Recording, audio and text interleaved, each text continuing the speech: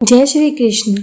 हे माताओं, जब एक जीवन माँ के गर्भ में आकर लेता है तब केवल शरीर नहीं बनता, वहाँ एक चेतना गढ़ी जाती है। शास्त्र कहते हैं कि गर्भस्थ शिशु बाहरी संसार से कटे हुए नहीं होते, वे माँ के हृदय की धड़कन, उसके मन की तरंगों और उसके विचारों के स्पंदन से निरंतर संवाद करते रहते हैं। यही कारण है कि गर्भकाल को केवल प्रतीक्षा का समय नहीं बल्कि साधना का समय माना गया है। आज जो प्रसंग आप सुनने जा रहे हैं यह वह बताने के लिए पर्याप्त है कि गर्भ में दी गई शिक्षा जन्म के बाद मिले संस्कारों से कहीं अधिक प्रभावशाली होती है। यह कथा उस बालक की है जिसने जन्म से पहले ही भगवान को अपना बना लिया था। यह कथा उस माँ की है जिसके गर्भ की भक्ति पल रही थी, और यह कथा उस सत्य की है कि ईश्वर की कथा सुनने मात्र से भी आत्मा का मार्ग बदल सकता है। जब पृथ्वी पर अधर्म का भार बढ़ गया था और दैत्य हिरण्याक्ष ने समस्त लोकों में आतंक फैला रखा था, तब भगवान श्री विष्णु ने वराह रूप में धारण कर पृथ्वी का उद्धार किया। उसी युद्ध में हिरण्याक्ष का अंत हुआ। यह घटना उसके भ्राता हिरण्यकश्यप के लिए केवल भाई की मृत्यु नहीं थी, बल्कि उसके अहंकार पर किया गया आघात थी। क्रोध और प्रतिशोध की ज्वाला में जलता हुआ हिरण्यकश्यप यह मान बैठा कि ईश्वर ही उसका शत्रु है। उसी क्षण उसने यह ठान लिया कि वह स्वयं को ईश्वर से भी श्रेष्ठ सिद्ध करेगा। इसी उद्देश्य से वह घोर तपस्या के लिए हिमालय की निर्जन भूमि में चला गया। वर्षों तक उसका जीवन तप में झुलसता रहा, लेकिन उसका मन अहंकार से और कठोर होता गया। उधर उसकी पत्नी कयाधु गर्भवती थी। जब देवताओं को यह ज्ञात हुआ कि हिरण्यकश्यप की संतान गर्भ में है, तो भय के कारण उन्होंने कयाधु को बंदी बना लिया। देवताओं का यह भय यह था कि यदि यह संतान भी पिता के समान हुई तो संतान के लिए और बड़ा संकट उत्पन्न होगा, किंतु विधि की योजना कुछ और ही थी। मार्ग में देवर्षि नारद का प्रकट होना केवल संयोग नहीं था। नारद जी ने देवताओं को समझाया कि गर्भस्थ शिशु भाग्य से नहीं संस्कार से बनता है। इसीलिए उन्होंने यह भी कहा कि अभी यह आत्मा कोरे पात्र के समान है, इसमें जो भरा जाएगा वही प्रकट होगा। नारद जी की कयाधु को अपने आश्रम ले आए। वहाँ का वातावरण शांत, सात्विक और भगवत स्मरण से परिपूर्ण था। कयाधु का मन भय से भरा हुआ था, किंतु नारद जी ने उसे यह समझाया कि भय गर्भस्थ शिशु तक जाता है, इसीलिए मन को स्थिर रखना आवश्यक है।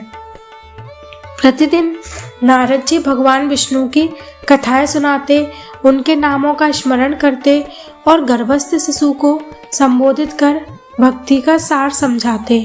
शास्त्रों में कहा गया है कि श्रवण सबसे पहला भक्ति मार्ग है, और वही श्रवण प्रहलाद को गर्भ से प्राप्त हुआ। समय बीतता गया। तपस्या पूर्ण कर हिरण्यकश्यप वरदान लेकर लौटा। वह स्वयं को अजय मानने लगा। उसने तीनों लोकों में अपनी सत्ता स्थापित की और यह आदेश जारी किया कि केवल उसी की पूजा होगी। भगवान विष्णु का नाम लेना भी अपराध घोषित कर दिया। उसी समय प्रहलाद का बाल्यकाल प्रारंभ हुआ। वह राजमहल में पला, पर उसका मन राजसी वैभव में नहीं, भीतर बसे ईश्वर में रमा रहता था। जब उसे शिक्षा के लिए गुरुकुल भेजा गया, तब भी उसका हृदय उसी सत्य से जुड़ा रहा जो उसने जन्म से पहले सुना था। एक दिन पिता ने प्रेम से उसे बुलाया, उससे पूछा कि उसने क्या सीखा है। प्रहलाद ने जो उत्तर दिया वह किसी विद्यालय की शिक्षा नहीं थी, वह गर्भ में बीज जो बोए गए थे उसका फल था।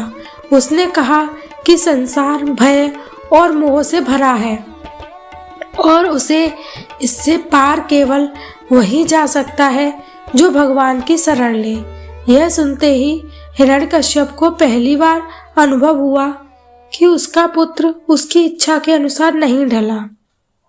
उसे यह समझ में आ गया कि यह बालक शरीर से उसका पुत्र है, लेकिन चेतना से कहीं और का है। यहीं से उस संघर्ष की नींव पड़ी जो आगे चलकर पूरे ब्रह्मांड को हिला देने वाला था। हिरण्यकश्यप को यह स्वीकार करना कठिन था कि उसका पुत्र उसके आदेशों को नहीं मानता। उसने सोचा कि यह सब बालकपन की भूल है, समय के साथ बदल जाएगा। लेकिन जैसे जैसे समय बीतता गया, प्रहलाद की भक्ति और अधिक स्पष्ट होती चली गई। वह ना किसी से भयभीत होता था, ना किसी लालच में आता था। उसके लिए भगवान केवल मूर्ति का नाम नहीं थे, वे उसके अस्तित्व का आधार थे। जब शिक्षकों ने उसे अर्थ और भोग का पाठ पढ़ाना चाहा, तब भी उसके मुख से श्री हरि का स्मरण ही निकला। हिरण्यकश्यप का क्रोध बढ़ता गया। उसने अनेक बार प्रहलाद को डराने और दंड देने का प्रयास किया, किंतु गर्भ में मिले संस्कारों को भय स्पर्श नहीं कर सका। उसे हाथियों के सामने डलवाया गया, विष दिया गया, ऊंचाई से गिरवाया गया, अग्नि में बैठाया गया, पर हर बार ऐसा प्रतीत हुआ मानो कोई अदृश्य शक्ति उस बालक को घेरे हुए है।